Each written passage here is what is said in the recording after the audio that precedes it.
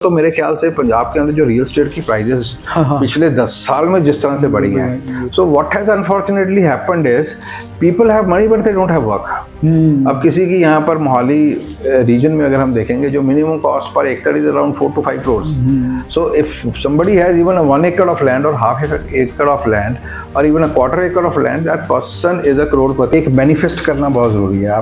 आप उस चीज को जिए, आप सोचिए उस चीज के बारे में जो आप करना चाहते हैं, क्योंकि मैनिफेस्टेशन के अंदर बहुत ज़्यादा शक्ति और ताकत है। देखिए, एक होता है इंटेलिजेंट वर्किंग, स्मार्ट वर्किंग, एक होता है हार्ड वर्किंग। तो बिजनेस को सक्सेस करने के लिए पहले 1-2 साल हार्ड वर्किंग के साथ इंटेलिजेंट वर्किंग तो चाहिए, पर उसके बाद हार्ड वर्किंग में आप अपने नंबर ऑफ आवर्स जो आप अपने जो पुट इन कर रहे हो, वो स्मार्ट वर्किंग और इंटेलिजेंट वर्किंग में आपको उनको मूव करना पड़ेगा, and that is how you can go.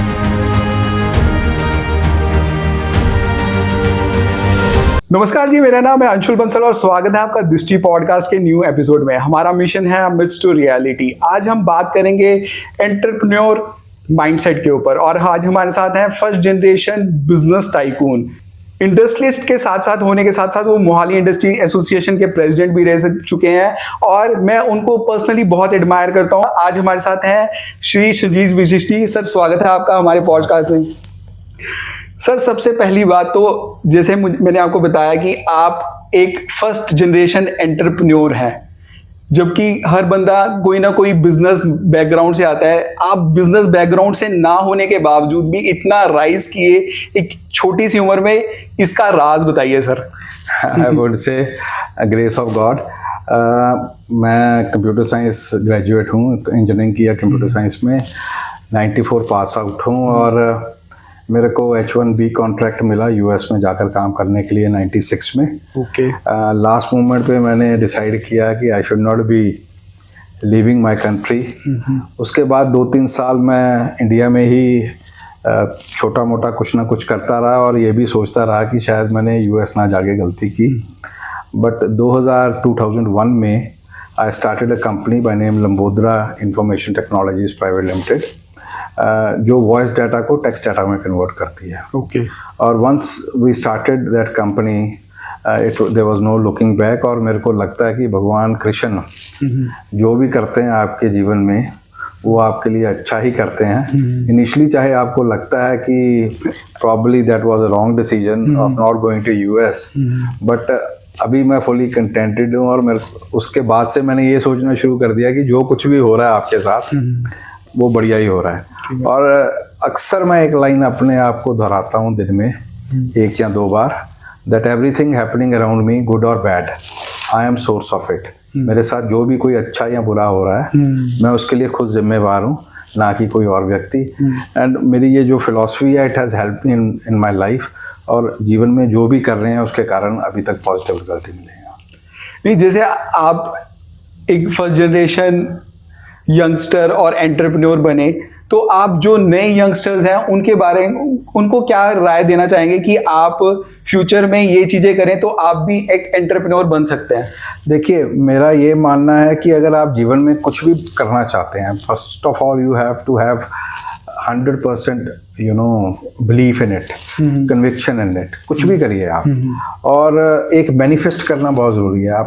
आप उस चीज़ को जिए, आप सोचिए उस चीज़ के बारे में जो आप करना चाहते हैं, क्योंकि मैनिफेस्टेशन के अंदर बहुत ज़्यादा शक्ति और ताकत है, और किसी एक चीज़ के साथ जीवन में बंधना नहीं चाहिए। I started wanted to be a computer science engineer. मैं जॉब करना चाहता था, मेरे को जॉब मिल भी गई, बट मैंने इसको यूएस में जाके करना नहीं चाहा। उसके बाद 2-3 साल यहाँ पर मैं छोटा मोटा कुछ ना कुछ, एक तरह से 3 साल कुछ नहीं किया।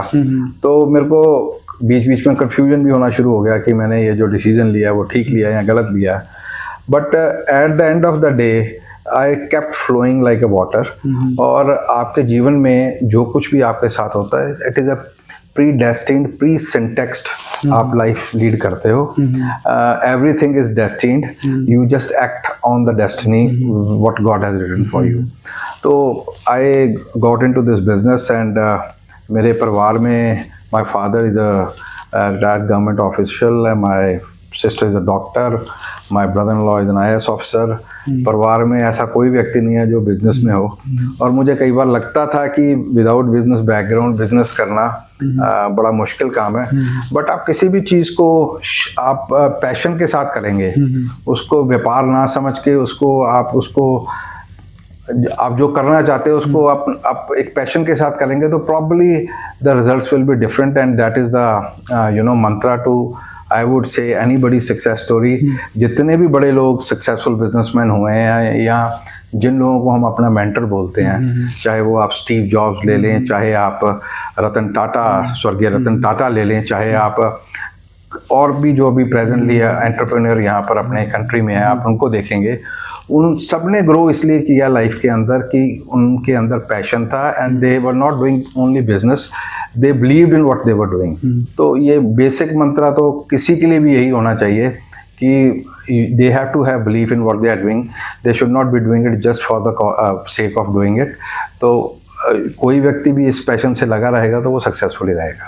नहीं, देखिए, बिजनेस रन करने के लिए ना दिमाग को और कान को खुला रखना चाहिए। मतलब जैसे मैं भी एक छोटा सा बिजनेस रन करता हूँ तो डेली बहुत सारी प्रॉब्लम्स आती हैं। जैसे मान लो मैं आऊँगा तो 4 वर्कर्स नहीं आए, कोई मोटर सड़ गया, कोई एक्सीडेंट हो गया, उसके अंदर जा रहे हैं, मतलब छोटी छोटी चीज़ें बहुत सारी होती हैं। तो how you manage all this things, मतलब कैसे आपने टीम बिल्ड किया या कैसे उसको आप हाउ रन?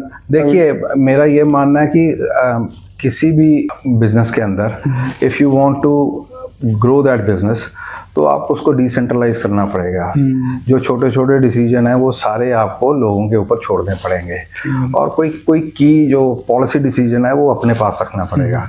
अब पिछले लगभग आई वुड से 10 साल से I am not directly involve into any business which I am doing which I am related with. उसके लिए मेरे set of people are around me, और set of people I have hired who take care of all the business and take care of all the decisions. But yeah, obviously the key policy decision I make it and tell them to execute it accordingly. So they are taking care of that part. तो कुल मिला के जितना आप अपने आप को business में देखिए, एक होता है इंटेलिजेंट वर्किंग, स्मार्ट वर्किंग, एक होता है हार्ड वर्किंग। तो बिजनेस को सक्सेस करने के लिए पहले 1-2 साल हार्ड वर्किंग के साथ इंटेलिजेंट वर्किंग तो चाहिए, पर उसके बाद हार्ड वर्किंग में आप अपने नंबर ऑफ आवर्स जो आप अपने जो पुट इन कर रहे हो वो स्मार्ट वर्किंग और इंटेलिजेंट वर्किंग में आपको उनको मूव करना पड़ेगा, and that is how you can grow. और आप किसी भी बड़े बिजनेसमैन को देखिए, वो अपनी बिजनेस की जो मेन पॉलिसी डिसीजन है वहाँ तक अपने आप को सीमित करता है। फाइनेंस पार्ट है उसके लिए उसने अलग डिपार्टमेंट हायर किया होता है, जो एग्जीक्यूशन पार्ट है उसके लिए अलग डिपार्टमेंट हायर किया होता है, and at the same time you have to keep learning and innovating. अगर हम एक फिक्स माइंड सेट के साथ, एक फिक्स रूल के साथ बिजनेस को करते रहेंगे तो प्रॉब्ली आफ्टर 3-4 इयर्स जितनी तेज़ी से टेक्नोलॉजी चेंज हो रही है, जितनी तेज़ी से अपग्रेडेशन हो रही है, आप देखिए iPhone is an example which comes up with a new phone every year. So they are continuously improvising themselves. So that is the mantra. Sir, आप बहुत सारे एसोसिएशंस को हेड करते हैं, जैसे कि आपने मोहाली इंडस्ट्रीज एसोसिएशन को भी हेड किया है, ब्राह्मण सभा को भी हेड किया है, पंजाब में जो आर्ट ऑफ लिविंग है उसको भी हेड किया है। तो आप इतनी सारी एसोसिएशंस को भी हेड कर रहे थे, साथ साथ आप अपना बिजनेस भी मैनेज कर रहे थे, तो how you get managed all these things? See, like I told you, you have to decentralize things. And मैंने हमेशा एक conscious effort की है कि जब भी किसी ऑर्गेनाइजेशन की जिम्मेवारी मेरे को मिली है, एट ए टाइम मैंने कभी 2 ऑर्गेनाइजेशन की जिम्मेवारी नहीं ली। So when I was heading Mohali industrial association, it was 100% Mohali industrial association. जब मैं सेवा भारती को हेड कर रहा था तो इट वाज 100% सेवा भारती। जब आर्ट ऑफ लिविंग की जिम्मेवारी थी तो उसी को देख रहा था, और जब मैं ब्राह्मण सभा मोहाली को हेड कर रहा था तो सिर्फ उसी को देख रहा था। और मैंने एक चीज़ और भी, एक प्रिंसिपली, एक कॉशियसली एक डिसीजन लिया अपने साथ कि कभी भी किसी भी ऑर्गेनाइजेशन जिसको मैंने हेड किया उसका सेकंड टर्म मैंने नहीं लिया। रीज़न इज़ दिस कि आप अपनी एक ऑर्गेनाइजेशन में आइए, काम कीजिए and move on to do something else. Generally क्या होता है कि आप कुएं के डड्डू बन के रह जाते हो, जिस किसी संस्था के साथ जुड़े रहते हो तो वहीं पे रह जाते हो। तो this has helped me every time, when I left one organization, I never had another option available at that point of time when I was leaving it. But उसको छोड़ते ही एक हफ्ते के बाद अपने आप वो दूसरी ऑप्शन आती थी और हम उस पर काम करते थे. Likewise, in 2020, when I finished my term as President सेवा भारती, जो कि एक राष्ट्रीय स्वयं सेवक संघ की सेवा का विंग है, जब मेरी उसकी कार्यकाल खत्म हुआ तो I was asked to take another term of 3 years, which I declined. And then this politics happened और मैं भारतीय जनता पार्टी में आ गया. अब फुल टाइम ये काम कर रहा हूँ. तो मेरा ये मानना है कि एट ए टाइम एक काम करो, फोकस के साथ करो, तो I think you do good. Sir ऐसे है कि मोहाली में हम लोग रह रहे हैं और मोहाली की आप ही की कर्म भूमि है, तो मोहाली बहुत ज़्यादा ग्रो कर रहा है. इंटरनेशनल मैप में तो पहले ही है वो कि इंटरनेशनल मैचेस यहाँ पर होते हैं, इंटरनेशनल एयरपोर्ट आ चुका है. यहाँ पर कुछ ऐसे इंस्टीट्यूट्स हैं मोहाली के अंदर जैसे नाइपर, आईसर, ISB, जो इंडिया में कहीं नहीं है, यहाँ पर ही है. तकरीबन मैं देख रहा था 16 हॉस्पिटल्स हैं यहाँ पर. तो as a Mohali industries association के आप प्रेसिडेंट भी रहे हैं, अब पॉलिटिकली भी आप कनेक्टेड हैं किसी पार्टी से, तो what is your vision to grow Mohali? देखिए, मेरा ये बड़ी स्ट्रॉन्ग बिलीफ है कि आप अगर सबसे ज़्यादा सोसाइटी की सेवा कर सकते हो तो आप थ्रू पॉलिटिक्स कर सकते हो. उसकी वजह उसका रीज़न मेरा ये सोचने का ये है कि देखिए, जितने भी बड़े चेंज लाए जाते हैं वो पॉलिटिकल विल से लाए जाते हैं. हमारे देश के प्रधानमंत्री ने इस कंट्री को ये जो हर घर में टॉयलेट देने का जो एक उनके मन के अंदर एक विचार था कि जो हमारी बहनें हैं उनको शौच के लिए बाहर ना जाना पड़े, ये उनका जो डिसीजन था, ये उसको 100% इम्प्लीमेंट सिर्फ पॉलिटिकल विल से कर पाए. There are many NGOs who are working for the society, but कोई NGO इस लेवल पर, इतने बड़े लेवल पे बदलाव नहीं ला सकती थी. सिमिलरली हर घर के अंदर एक गैस का सिलेंडर देना, सिमिलरली हर घर के अंदर पानी की टूटी देनी, सिमिलरली अगर हम देखें आर्टिकल 370 को अबॉलिश करना, ये सारी चीज़ें अगर समाज के अंदर बदलाव लाना है, हर बहन के लिए एक बैंक अकाउंट देना, यू वुड बी सरप्राइज्ड कि 2014 से पहले तक हिंदुस्तान के अंदर मेरे ख्याल से मुश्किल से 20 करोड़ के करीब बैंक अकाउंट्स थे पूरे हिंदुस्तान में, जबकि हिंदुस्तान की पॉपुलेशन 125 करोड़ के लगभग थी. आज की डेट में हिंदुस्तान के अंदर there is no person who does not have a bank account, और तकरीबन 70 करोड़ बैंक अकाउंट पिछले 10 साल में प्रधानमंत्री मोदी की पॉलिटिकल विल से खुले. तो मेरा ये बड़ी स्ट्रॉन्ग व्यू है कि आप कोई भी समाज में चेंज लाना चाहते हो तो पॉलिटिक्स अगर आप ऑनेस्टली करोगे तो वो समाज में आप चेंज ला पाओगे. और that is the reason I have taken the plunge and join Bharatiya Janata party. और मेरा ये मानना है कि जैसे आप कहते हो कि मोहाली के बारे में आप बात कर रहे थे कि it has all the parameters or all the fundamentals to make it a truly international city. और वो तभी हो पाएगा जब यहाँ पर हमें एक सशक्त और एक ऐसा कोई नेतृत्व मिलेगा जो इसके पास ये पॉलिटिकल विल होगी और विजन होगी. और आपको शायद पता भी होगा कि 2016 में as a president Mohali industry association I filed public interest litigation with honourable Punjab Haryana high court that we have a world class airport on which we have spent around 1700 crores, which has all the facilities and it can be an international airport. आपने इसका नाम भी international airport रखा है, तो यहाँ से international flights क्यों नहीं चल रही?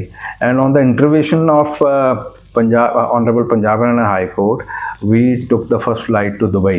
So it was my resolve कि हमें कोई ना कोई ऐसा decision लेना पड़ेगा जिससे हम स्टेट में अपने पंजाब को फ़ायदा मिल सके और मोहाली को फ़ायदा मिल सके.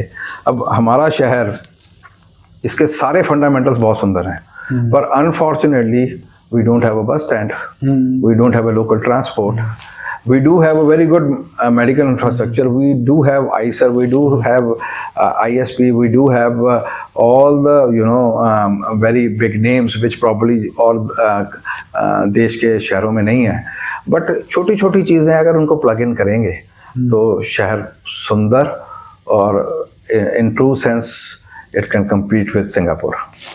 तो सिंगापुर में तो बहुत सारे अम्यूजमेंट पार्क्स भी हैं और इस तरीके की मतलब न्यू लेवल ऑफ थिंकिंग है, तो यहाँ पर भी हम लोग लेके आ सकते हैं. तो ये पॉलिटिकल विल जो ऑब्वियसली सी आप वाराणसी का एक बहुत बड़ा एग्जांपल है हमारे पास।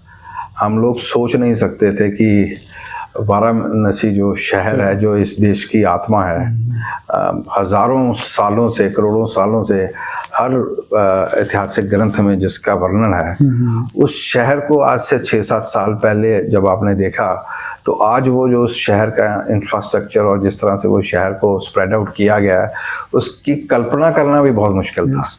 तो आई वुड से कि अगर if we have a political will and given a chance, हम मोहाली को वाकया ही बहुत सुंदर बनाएंगे। और इन द पास्ट जितना कि भी हमें रोल मिला है, चाहे उसको इंटरनेशनल फ्लाइट शुरू करवानी हो या कहीं और इश्यूज़ के ऊपर काम करना हो, वी हैव डन इट। अगर जो हम यही विजन पंजाब के अंदर लेके जाएं तो क्या पंजाब भी जो आज 18th नंबर पे खिसक गया वो इंक्रीज हो सकता है? Certainly yes.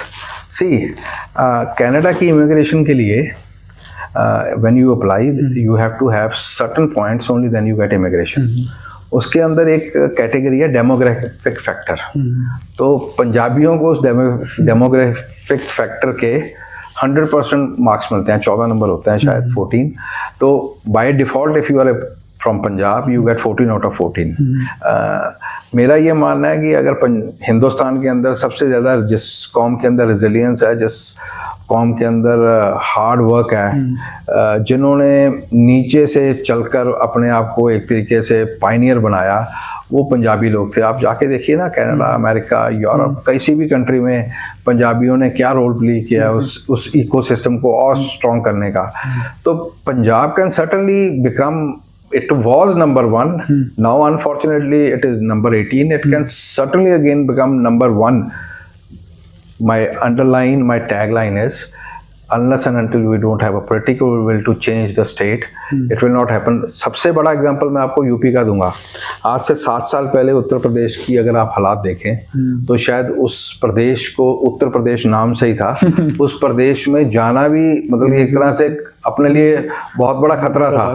आज की डेट में उत्तर प्रदेश में अगर उस स्टेट के अंदर कोई खतरा महसूस कर रहे हैं तो गैंगस्टर्स कर रहे हैं कि भैया वहां रह गए तो गोली मार देंगे। तो ये अगेन आई वुड से आप किसी स्टेट को भी पकड़िए जिसने ग्रोथ किया, चाहे गुजरात है, चाहे यूपी ग्रो कर रहा है, चाहे कर्नाटका में बेंगलोर ग्रो कर रहा है, हैदराबाद इज कमिंग अप। ये सब स्टेट्स में जब वहाँ पे राइट लीडरशिप थी, उन लोगों के पास, उन लोगों की पॉलिटिकल उनके अंदर थी, उन्होंने एक रिजॉल्व पेश किया तो वो स्टेट्स ने तरक्की की। Punjab is waiting for leadership जो यहाँ पर आकर एक बार फिर से पंजाब और पंजाबियत जो कि देश में नहीं दुनिया में एक नंबर थी, उसको वहाँ पर लेके जाए। एंड आई होप कोई दो राय नहीं है कि पंजाब दोबारा एक नंबर नहीं हो सकता। क्या इससे जो इमिग्रेशन हो रही है, पंजाब के यूथ कनाडा जा रहा है या कहीं और जा रहे हैं कंट्रीज में, वो रुक जाएगा? देखिए, बड़ी सीधी सी बात है, आप कहीं पे भी फिल इन द ब्लैंक कर सकते हो तो एक एक्स अमाउंट कर सकते हो। कनाडा के अंदर इमिग्रेशन 10 साल बहुत सारे बच्चे गए एंड मेरी परिवार में there is nobody who has immigrated to Canada except for my younger sister was the first one. She went to Canada after marriage। और मेरे 2 नेफ्यू हैं मेरे परिवार में जो पढ़ने के लिए वहाँ पर गए हैं। बट अगर हम 10 साल की पंजाब की जो यहाँ से लोग माइग्रेट किए हैं, ज़्यादा लोग सिर्फ जलंधर एरिया से लोग ज़्यादा जाते थे, बाकी पंजाब के लोग कम जाते थे। अब लेटली पिछले 6-7 साल से पंजाब से इतनी पॉपुलेशन माइग्रेट कर गई, हालात ये हैं कि कनाडा भी 5.5 लाख लोगों को डिपोर्ट करने वाला है।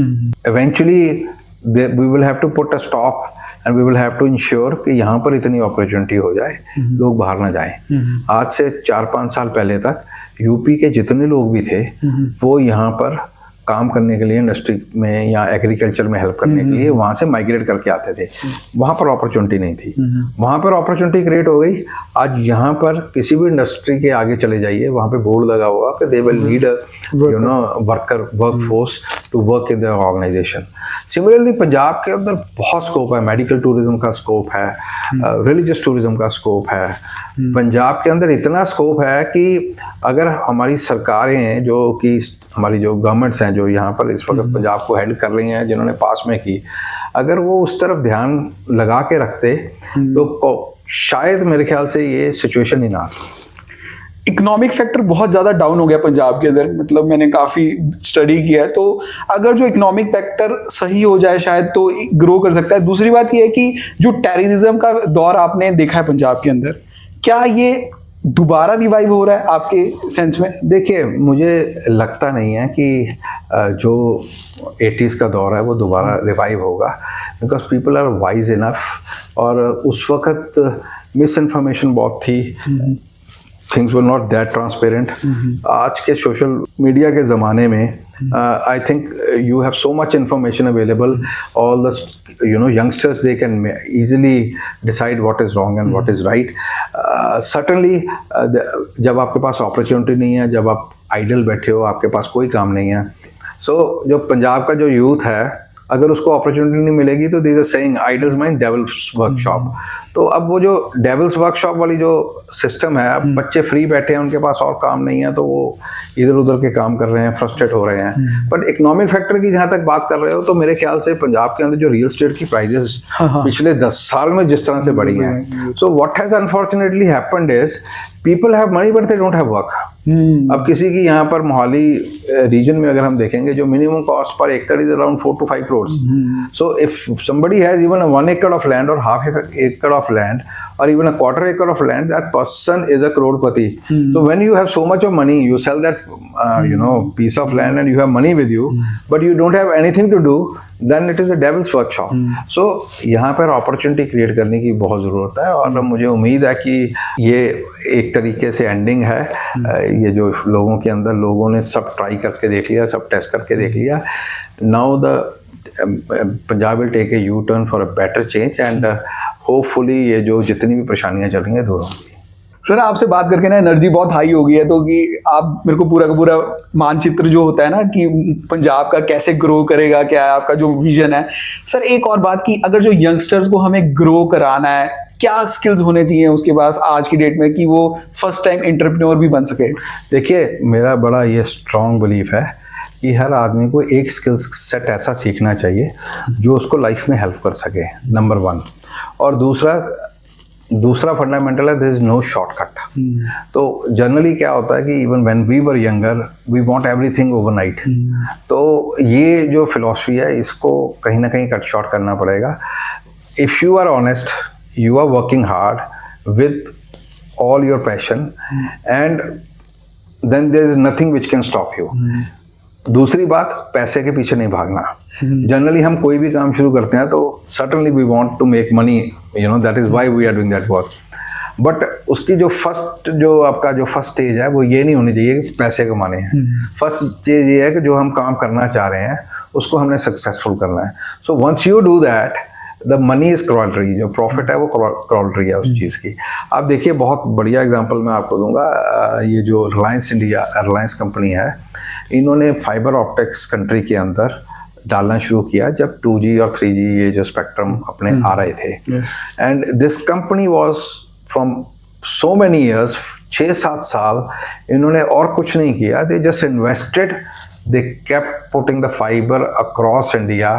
और जब 5G का टाइम आया, तो they just took over everything, they just because the Reliance Group had this vision, and they were sure that what they are investing into it is going to give them yield.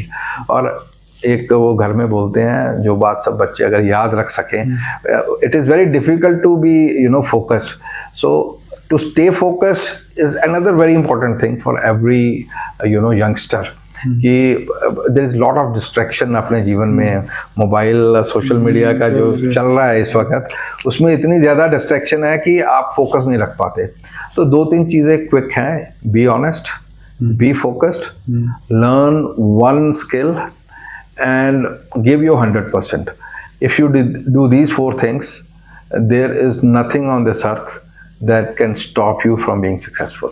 तो friends, आज हमने बात करी श्री संजीव विशिष्ट जी से entrepreneur mindset की, तो मुझे बहुत अच्छे लगे। और ये वैल्यूज़ मुझे, अगर जो आप भी अपने फ्रेंड्स को शेयर करना चाहते हैं तो इस वीडियो को जरूर शेयर कर दीजिए। चैनल पर पहली बार हैं प्लीज हमें सब्सक्राइब कर दीजिए, फेसबुक पे देख रहे हैं फॉलो कर लीजिए। जल्द ही मिलेंगे दृष्टि टॉक के न्यू पॉडकास्ट के साथ। धन्यवाद।